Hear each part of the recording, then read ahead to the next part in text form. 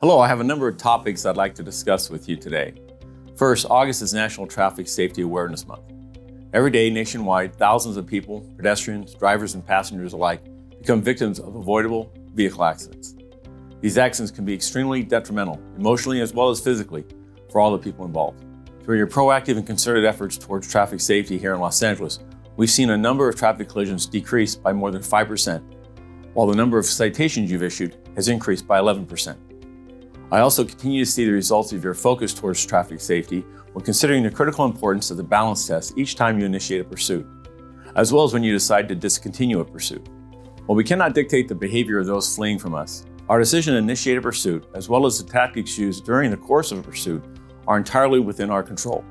Your considerations for the seriousness of the crime, whether public safety factors such as the speed of the suspect, time of day, vehicle and pedestrian traffic, roadway conditions, and using tracking wherever possible or discontinuing altogether have been evident. Vehicle pursuits are down citywide by 21%, and officer-involved traffic collisions have also decreased by some 15%. Thank you for these results, and please continue your hard work and efforts towards traffic safety. Another topic of discussion for this month's message is to urge all of you to continue to use the gun violence restraining orders.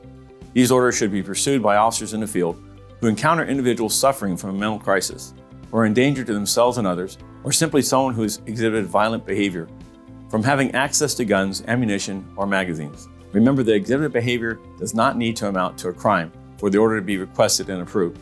So far this year, officers have been successful in obtaining 41 gun violence restraining orders compared to 18 for the same period last year.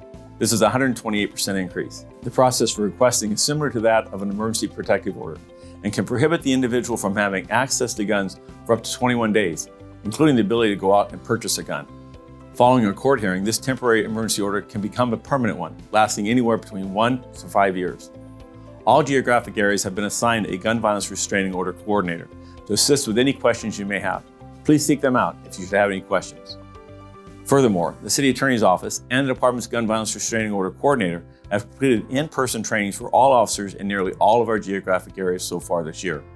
Training is also provided on an ongoing basis at supervisor and watch commander schools.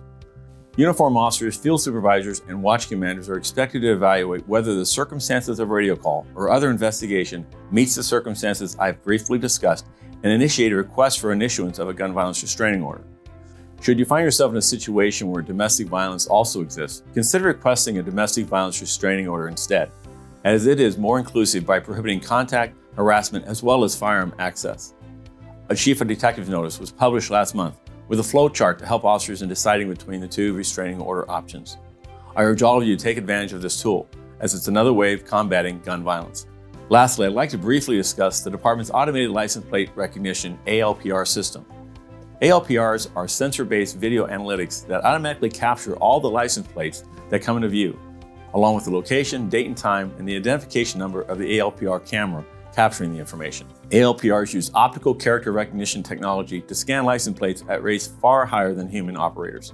These ALPRs can scan the license plates of vehicles and quickly alert the officers if the vehicle has been reported stolen or is wanted. We have upgraded our ALPR systems to Vigilant Solutions and have installed nearly 60 of these ALPR kits in police vehicles since last year. The data obtained is stored on the cloud and requires officers to log into the system to begin collecting license plate information. We've become aware that the system will periodically shut down in order to protect the battery life of a police vehicle. If and when this occurs, I encourage you to log back into the system again as soon as possible. Each scanned license plate is checked against crime databases. When a hit occurs, for example, a stolen vehicle, an Amber Alert, or an arrest warrant, the ALPR technology will alert you. Regardless of an ALPR hit, all license plates that are scanned are ultimately uploaded into a department-owned central server for storage. The information obtained can be accessed and used at a later time for other relevant investigations by authorized users who hold the appropriate credentials. When used effectively in accordance with the law, the ALPR data can serve as an additional tool and aid investigators in solving difficult crimes. I look forward to your assistance in positively impacting the use of this technology as we move forward. Thank you for your continued hard work you demonstrate each and every day. I'm proud of your dedication, professionalism, and your commitment to protect and serve. Take care of each other, stay safe out there, and God bless.